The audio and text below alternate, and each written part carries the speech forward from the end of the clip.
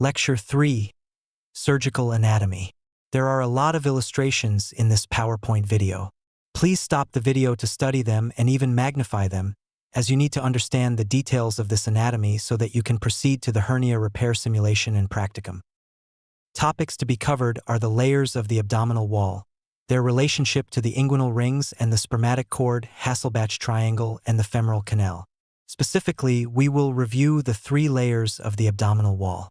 The derivation of the inguinal canal from these layers and its relationship to indirect hernia, the inguinal triangle, the site of a direct hernia, and the femoral canal, the site of femoral hernias. The anatomy of the groin requires a 3-dimensional understanding. Those who repair groin hernias must know this anatomy. In this lecture, we simplify this anatomical review by thinking of 4 groups. 1. Structures superficial to the musculo-aponeurotic abdominal wall. 2. The musculo-aponeurotic abdominal wall itself. 3. The structures deep to the musculo-aponeurotic abdominal wall, and finally, the inguinal canal with its contents and boundaries.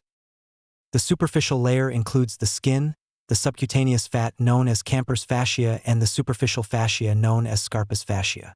The surgeon must appreciate this layer because every hernia repair begins with incision of the superficial layers to expose the external oblique, with fibers that project downwards from lateral to medial.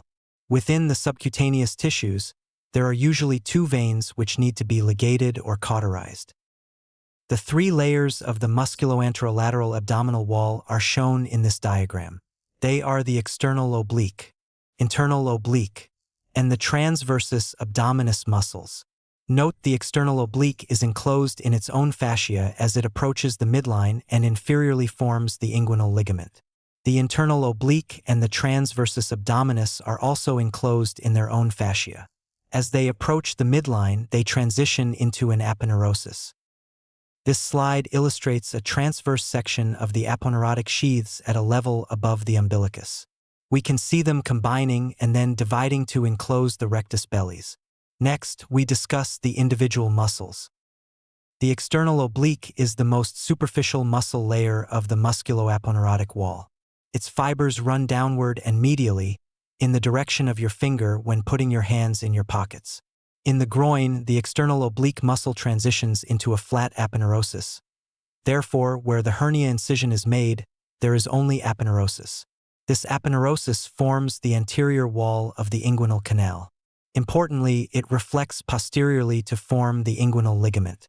Deep to this aponeurosis lie the ilioinguinal and iliohypogastric nerves. The second layer, the internal oblique muscle, lies deep to the external oblique, with fibers running perpendicular to the external oblique. The internal oblique reinforces the posterior aspect of the inguinal canal and plays an important role in resisting hernia formation. It forms the superior wall of the inguinal canal. Near the pubic tubercle, its aponeurosis fuses with that of the transversus abdominis to form the conjoined tendon. Deep to the external oblique and the internal oblique is the third layer, the transversus abdominis, which is the deepest of the 3 muscles. Its fibers run horizontally or transversely. The transversus abdominis aponeurosis fuses with the aponeurosis of the internal oblique near the pubic tubercle to form the conjoined tendon. Deep to the anterolateral musculo-aponeurotic wall lies the transparent transversalis fascia, the preperitoneal space, and the peritoneum. The transversalis fascia is attached to the pectineal ligament. The transversalis fascia is clinically important because it forms the posterior wall of the inguinal canal, and a defect in this fascia gives rise to direct hernias. Deep to the transversalis fascia is the preperitoneal space, which contains adipose tissue, blood vessels, and nerves. The last structure is the parietal peritoneum. The inguinal canal, located in the groin, is about 4 centimeters long and runs obliquely through the abdominal wall from the deep inguinal ring to the superficial ring. The deep ring is an opening in the transversalis fascia, just lateral to the inferior epigastric vessels. The superficial ring is an opening in the external oblique aponeurosis, just above the pubic tubercle. The inguinal ligament forms the floor of the inguinal canal, stretching from the anterior superior iliac spine to the pubic tubercle. The iliopubic tract is a condensation of transversalis fascia that runs parallel to the inguinal ligament but posterior to it. It arches over the femoral vessels. A further dissection of the inguinal region is illustrated in this image. Stop the video and take note of the conjoint tendon and inguinal ligament. The inguinal ligament forms the floor of the canal, stretching from the anterior superior iliac spine to the pubic tubercle. The iliopubic tract is a condensation of transversalis fascia that runs parallel to the inguinal ligament but posterior to it. It arches over the femoral vessels. The conjoined tendon, also called the falx inguinalis, is formed by the fusion of internal oblique and transversus abdominis aponeuroses. The pectineal ligament runs along the pubic bone, and the lacunar ligament fills the triangular space between the inguinal and pectineal ligaments. Clinically, these strong fibrous structures are important because they can trap a femoral hernia, leading to strangulation. Because this image is a closer view, some of the labless are not completely visible. Scroll back to the previous wider view if needed. Let's review the canal's boundaries. The anterior wall is formed by the external oblique aponeurosis. The roof is formed by the arching fibers of the internal oblique and transversus abdominis. The posterior wall consists of the transversalis fascia and the conjoined tendon. And the floor is the inguinal ligament. This stretches from the anterior superior iliac spine to the pubic tubercle. These boundaries are critical landmarks for understanding hernia formation and for performing repairs. The inguinal canal contains both coverings and structures. The cord coverings are derived from abdominal wall layers. The transversalis fascia gives the internal spermatic fascia. The internal oblique provides the cremasteric muscle, and the external oblique provides the external spermatic fascia. The cord structures differ between males and females. In males, they include the vas deferens, the testicular artery, and the pampiniform plexus, which is the bulkiest component. In females, the equivalent structure is the round ligament.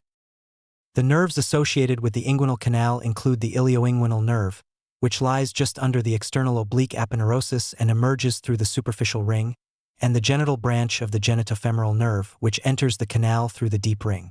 The iliohypogastric nerve is not strictly part of the canal but is visible when the canal is opened, lying anterior to the internal oblique muscle.